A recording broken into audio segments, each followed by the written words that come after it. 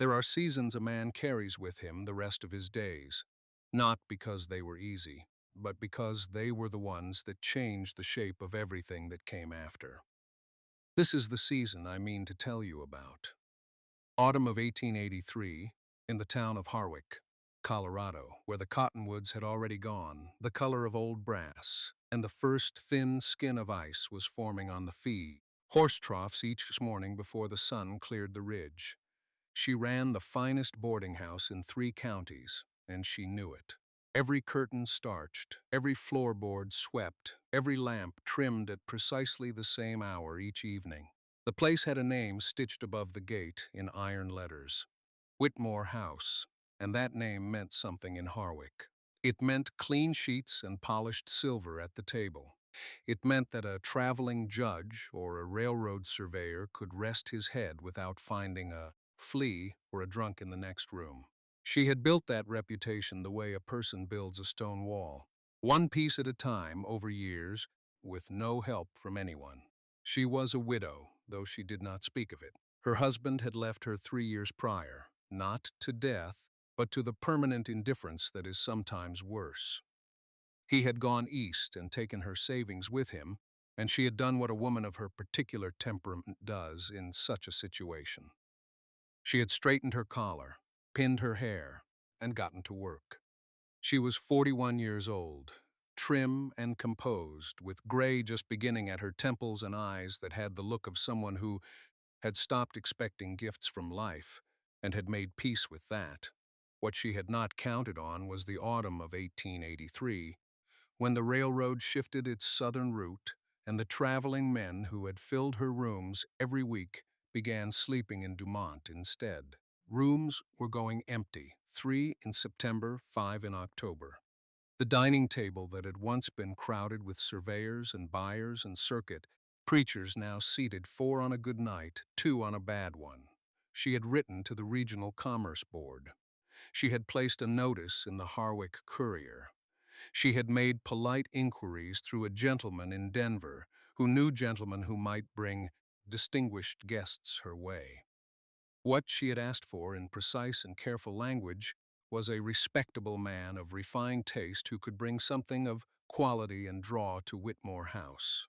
What arrived on the afternoon stage 3 weeks later was a wagon, and on that wagon sat a man in a dusty coat with a week of beard on his jaw and the particular unhurried expression of someone who has traveled a great distance and intends to be in no special hurry about anything once he arrives. Behind the wagon seat, roped securely and regarding her with their unsettling golden eyes, were 3 goats. She stood at her gate and felt something she had not felt in years: pure alarm. His name, she would learn later, was August Brenner, and he had come out of Wisconsin by way of a letter so mangled in transit that the wrong man had received it entirely. The right man, the refined Denver gentleman with the wine connections and the pressed cravat, had apparently never seen it at all, but that was later. In that first moment, standing at her painted gate with the afternoon light going amber behind the hills, she knew none of that.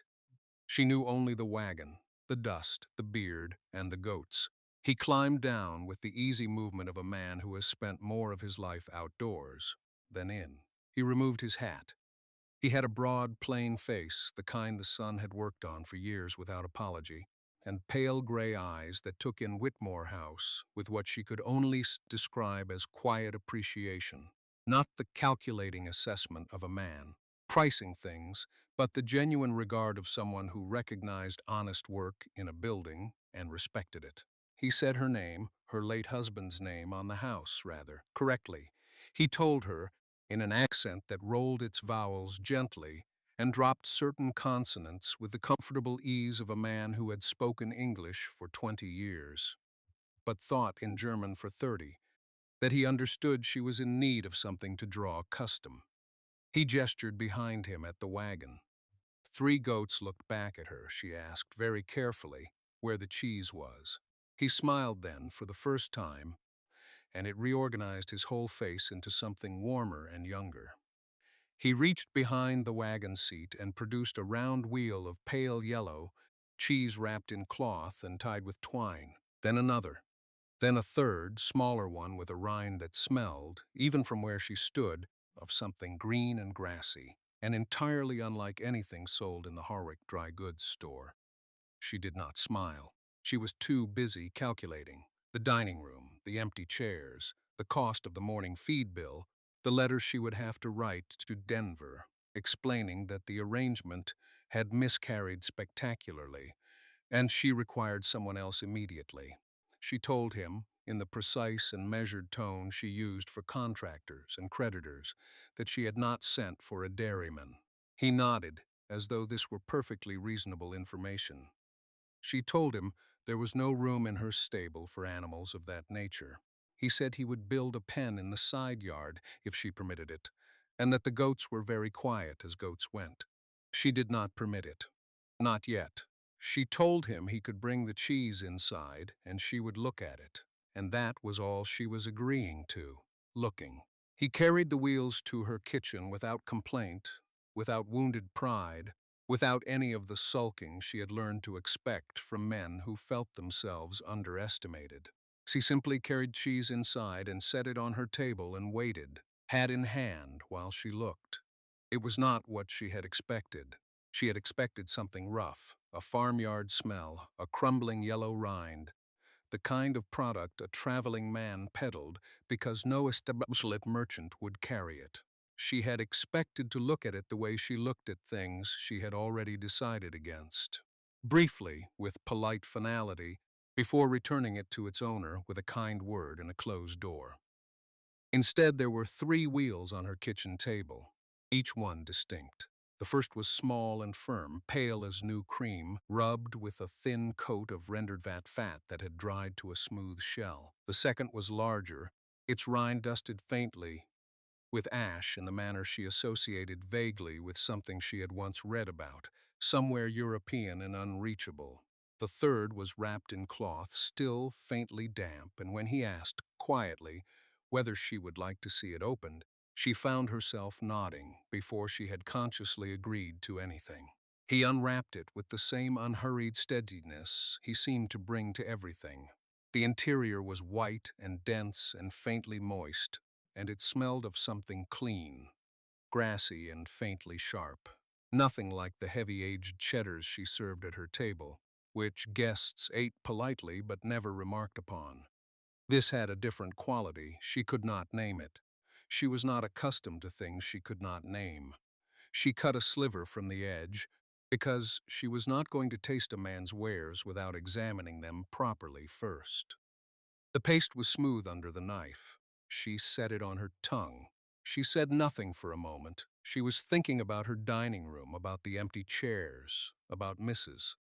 Alderman from the telegraph office, who had mentioned only last week that she wished there were somewhere in town that served something worth remembering. She was thinking about the journey from wherever he had come from, the train, the wagon, the long road into a territory that had not known his name, and she was thinking about the goats tethered outside her front gate, and the pen he had offered to build himself in the side yard if she permitted it. She told him the cheese was acceptable. He did not crow. He did not lean forward with the eager energy of a man expecting praise. He simply stood there with his hat still in both hands and waited, as though he had all the patience in the world and no particular claim on her opinion. She asked him how long he intended to be in the area. He said that depended on circumstances. She asked him what circumstances. He said simply on whether there was work that suited a man of his particular abilities. She looked at him for a long moment. Outside, one of the goats made a sound. Not alarming, nothing like a disturbance, merely the ordinary voice of a creature waiting to be settled somewhere it could rest. She told him she would think about the pen. She thought about the pen for 3 days. That was not how she intended it to go. She had intended to think about it for an hour, perhaps 2, and arrive at a sensible conclusion that would resolve the matter without further disruption to her household. But every time she sat down to reason it through clearly, something intervened. A guest needed fresh linens. The kitchen stove developed a peculiar draw that sent smoke curling back into the dining room. The front porch step, the one she had been meaning to have repaired since October, finally gave way under the weight of a departing drummer and his sample cases, and she spent the better part of an afternoon apologizing and arranging for his trunk to be carried around through the garden gate instead. She did not ask the man with the goats to look at the step. She told herself that was a deliberate choice. What she could not entirely ignore was that he had not made himself scarce in the intervening days. He had taken a room at the Garfield Hotel 2 streets over. She had learned this from her neighbor, Mrs. Pruitt, who had learned it from the hotel's laundress, who noted that the man paid promptly and left his boots outside the door each night in excellent order. He had also, apparently, sold a small quantity of cheese to the hotel kitchen directly, which the cook there had used in a potato dish served to the railroad men who came through on Thursdays. Mrs. Pruitt relayed this with the particular pleasure of a woman delivering news she suspects will be unwelcome. It was not unwelcome, exactly. It was simply inconvenient to her thinking. On the fourth morning, she came downstairs before the guests stirred and found that the broken porch step had been repaired. The new board was planed smooth and fitted cleanly into the frame, and someone had treated the surrounding wood with linseed oil so that the old boards and the new one sat in reasonable harmony beside each other. There was no note, there was no invoice tucked beneath the door. There was simply a repaired step, solid underfoot when she tested it, which she did twice.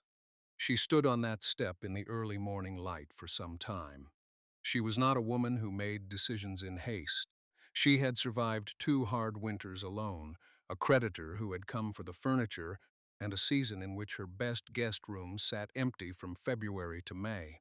She had made decisions that mattered under conditions considerably more pressing than this. But something about the repaired step, the anonymous, unhurried quality of it, the fact that he had done it without being asked and without leaving any claim behind, made the decision feel less like a surrender than she had expected.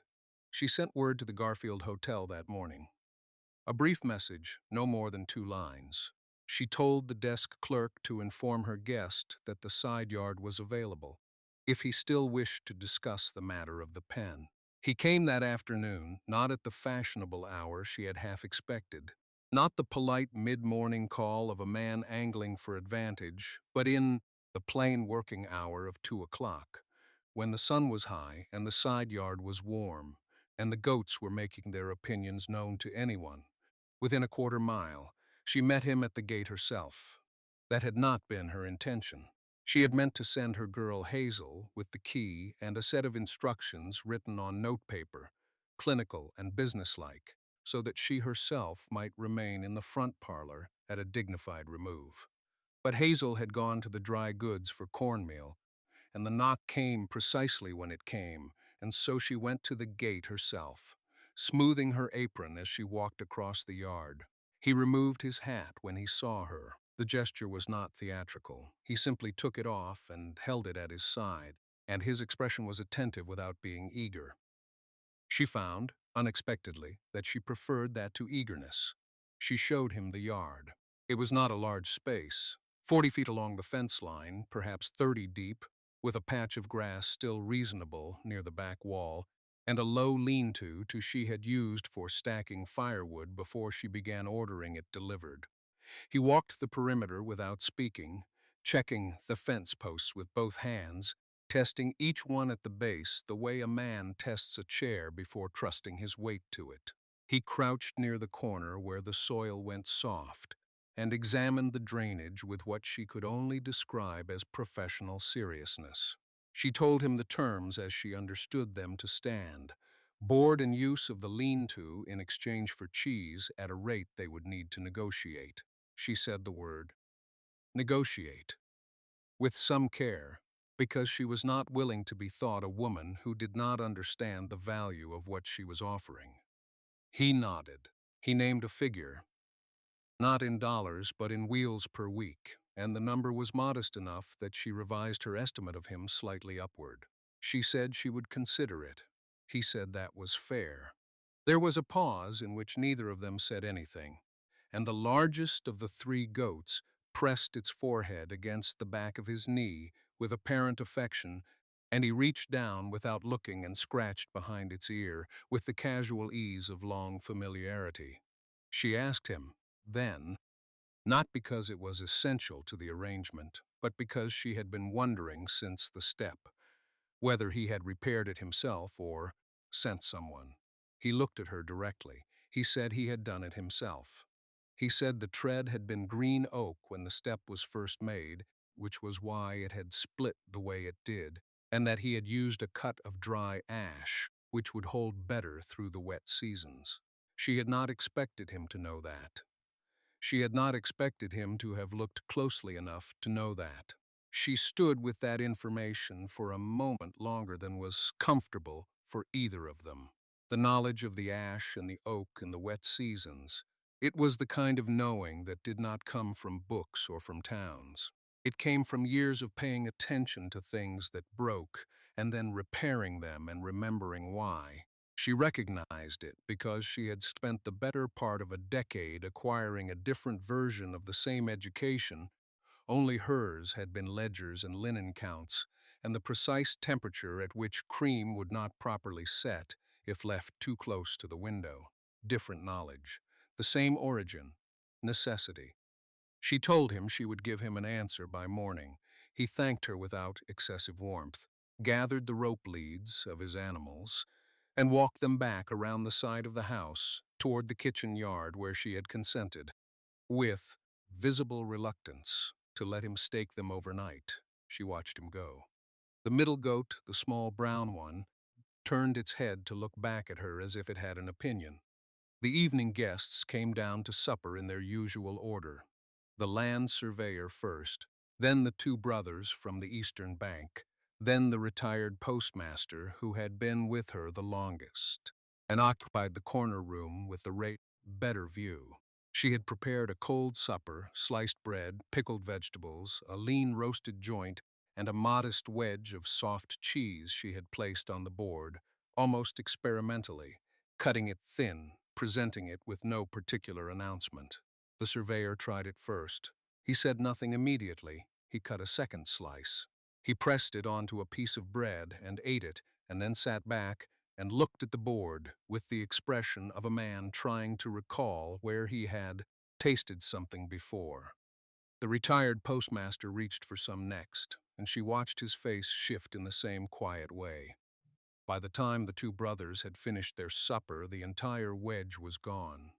The surveyor asked, without flourish, where she had sourced the cheese. She said it was local. She was careful with her tone, not evasive, but measured. He nodded as if this answered something for him, then said he had not had cheese that fresh since a summer he had spent surveying in the hill country of central Colorado, where a family of immigrants had kept a small operation near a creek, and he had thought since that nothing elsewhere would equal it. She cleared the board. She thought about what she was going to say in the morning. She had not intended to be moved by the supper. She had set the cheese out as a trial. Nothing more.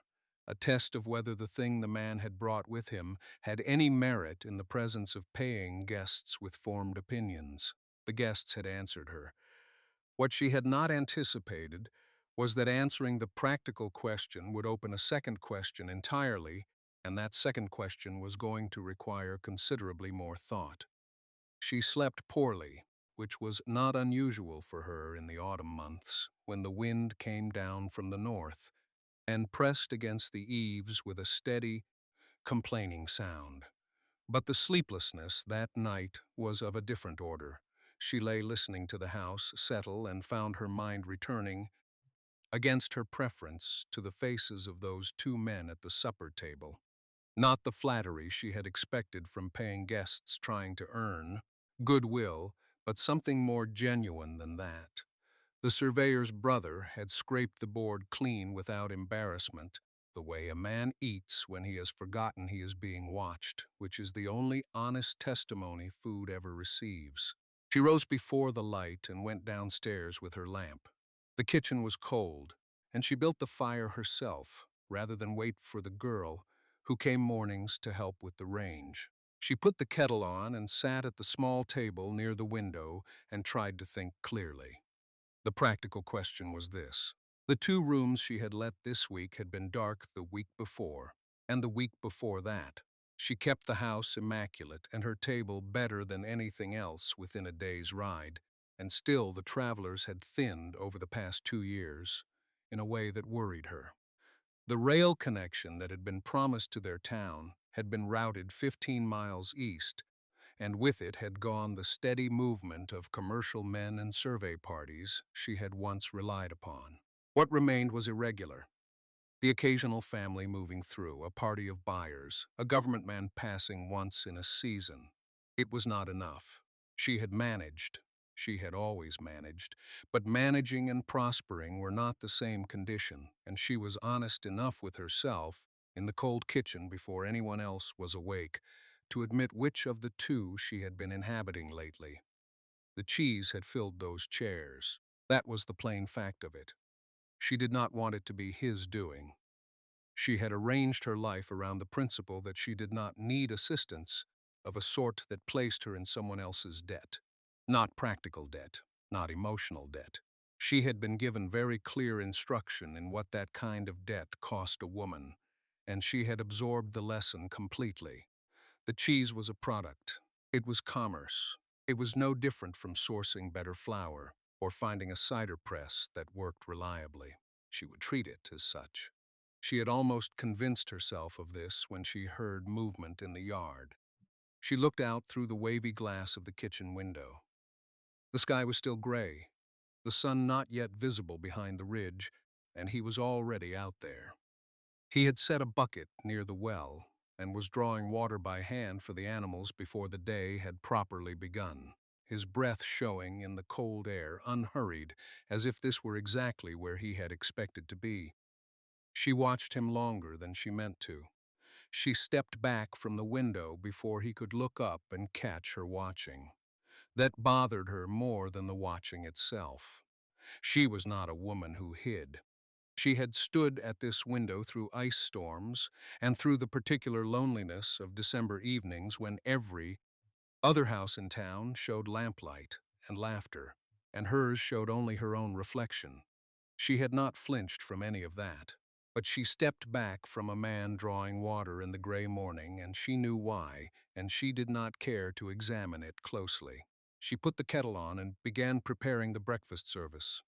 There were 7 guests in the house. 7. She counted the cups twice, as if the number might change. A month ago, she had been writing letters to her sister in Ohio that she had ultimately decided not to send because she did not want anyone to know how close to the edge things had come. Now she was counting 7 cups and still had not managed to feel entirely glad about it. She heard the back door open, then the careful sound of boots being wiped, then set aside. He came in through the kitchen the way he always did, never through the front entry, which she had not asked of him, but which he had understood without being told. He was carrying a small wedge of cheese wrapped in cloth, already cut and ready, and he set it on the work table without ceremony. "For the morning plate," he said simply. She nodded. She did not say thank you. She had been saying it every morning, and she was beginning to feel that the words were becoming insufficient for what they were meant to cover, and insufficient things made her uncomfortable. He poured himself water from the pitcher, not coffee, and stood near the stove for a moment to warm his hands. The mornings were cold now. She had noticed that he never helped himself to coffee without being offered it first, and she had begun offering it earlier in the day just to stop the small guilt of watching him warm his hands without it. "They asked me last night," he said, not looking at her. "The 2 gentlemen from Laramie. They asked whether the cheese was made here or bought in." She looked at him. "What did you tell them?" "That it was made here," he said. That was true enough. There was a pause. "They want to bring some back with them," he said. "A wheel, if there is one to spare." She thought about that for a moment. A wheel to spare meant income she had not accounted for. It meant the cheese was not merely filling chairs. It was becoming a thing people would carry with them back into the world, back into conversations she would never overhear. It was small. She understood it was small.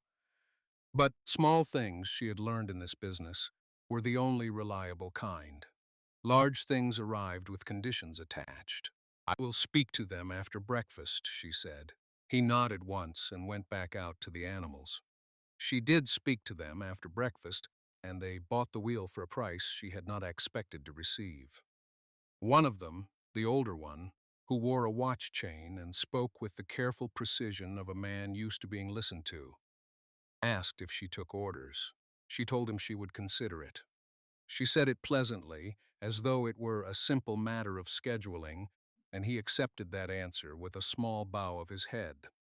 But after they had gone, after their wagon had rolled out through the gate, and the dust had settled back onto the road, she stood in the front room a long moment, with the coins still in her hand. Orders.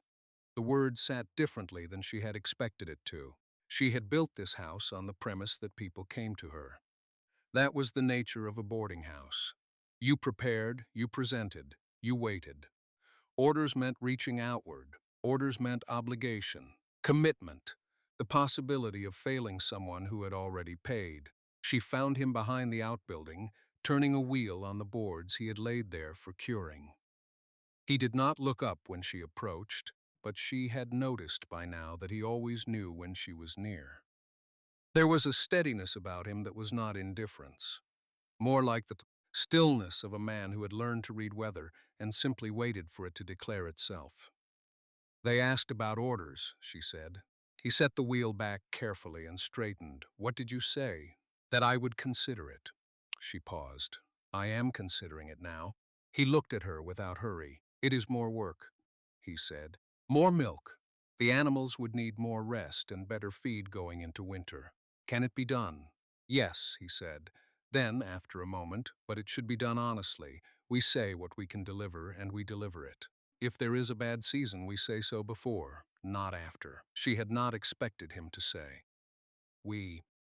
She was fairly certain he had not meant it as a declaration of anything. It had come out the way practical men stated facts, plainly and without ornamentation. But it stayed with her for the rest of that morning in a way she could not entirely explain. She wrote 3 letters that afternoon, seated at the small desk in the parlor, with the light coming low and gold through the west window. She used her best paper. She was precise about quantities and timing, and she made no promises she could not keep. When she finished, she folded each letter and set them in a row and looked at them for a moment before sealing them. It was the first time she had written a business letter that felt like something other than a defense against disaster. It felt, if she was honest, like something she had chosen, like a door she had opened herself, instead of one she had been pushed through.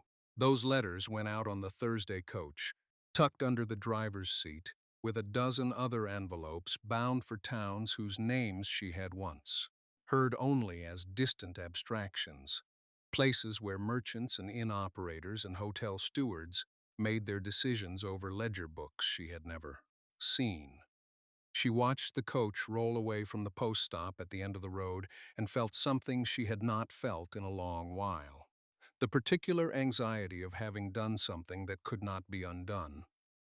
He spent that Thursday fixing the gate latch on the milking pen, which had been troubling him since his first week. She watched him from the kitchen window without intending to. He worked the way she had come to recognize as entirely his own, unhurried but without pause, as though the work itself set the pace and he was content to follow it. He did not whistle. He did not talk to himself. He simply attended to the thing until it was done. The goats watched him from 3 feet away with their long, solemn faces, and she found herself almost smiling at that. The replies began arriving the following week.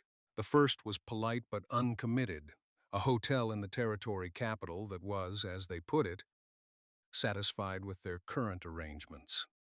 She folded the letter and set it aside without letting herself feel the full weight of it.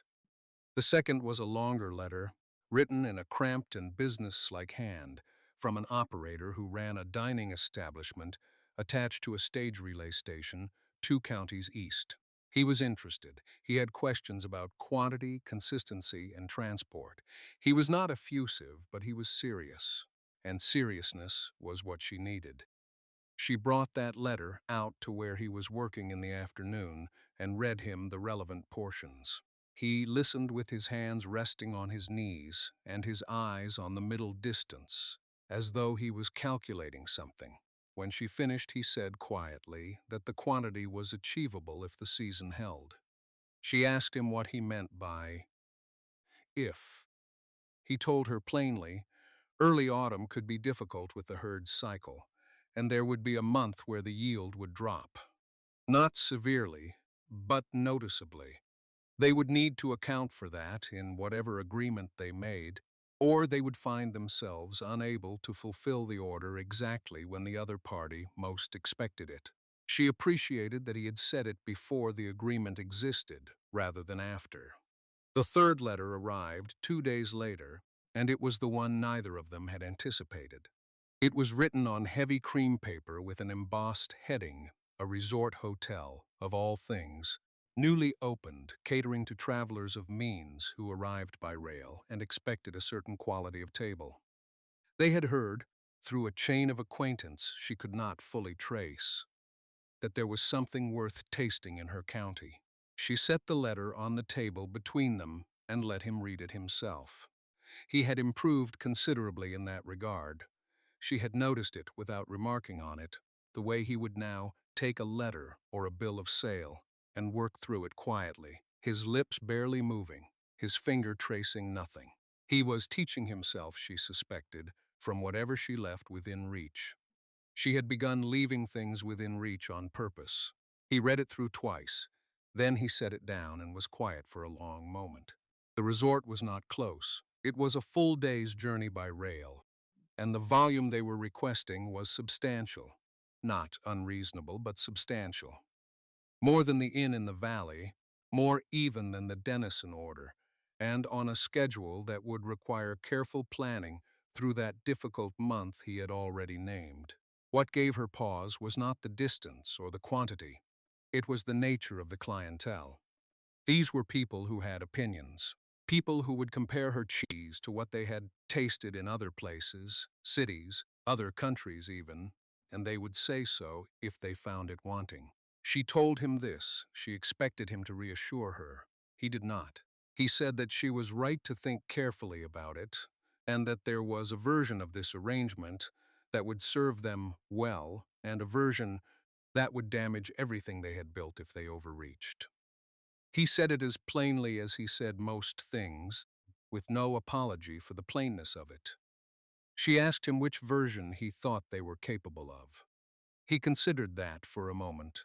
Then he said he thought they were capable of the right version, but only if they were honest with the resort about the seasonal limitation before signing anything. If the resort accepted those terms, a slightly reduced shipment for 1 month, fully disclosed in advance, then he believed they could meet every other expectation the letter described. She looked at him across the table in the late light.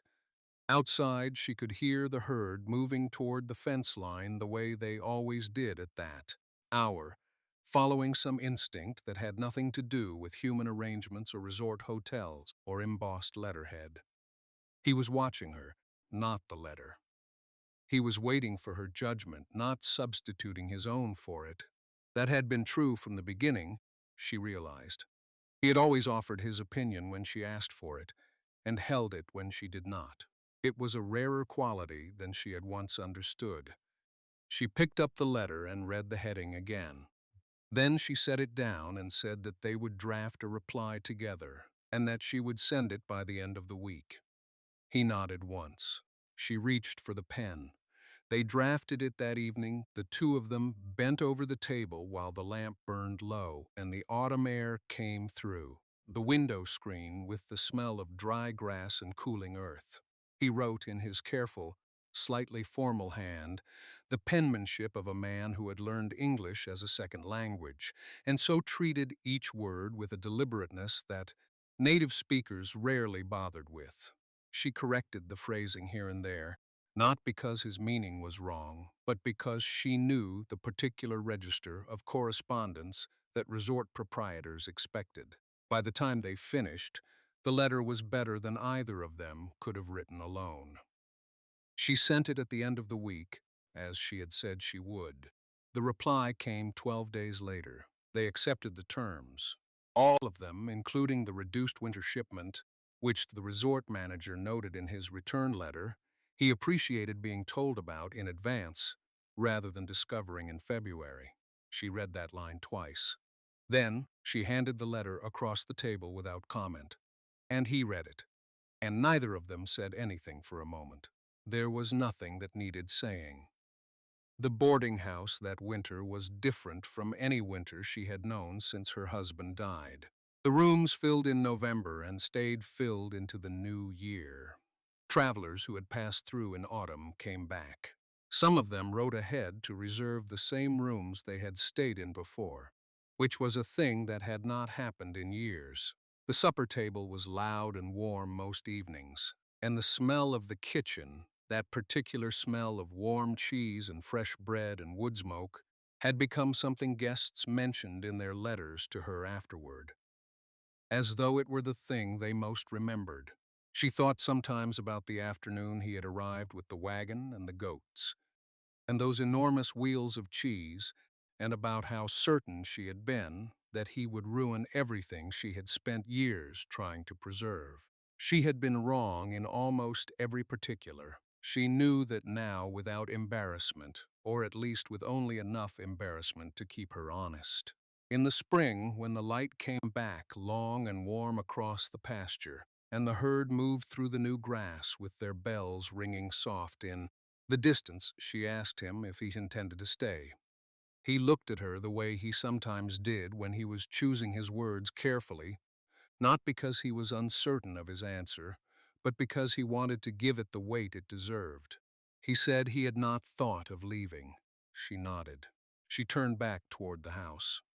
After a moment, she heard him fall into step beside her on the path, and they walked the rest of the way together in the easy silence of two people who no longer needed to explain themselves to each other.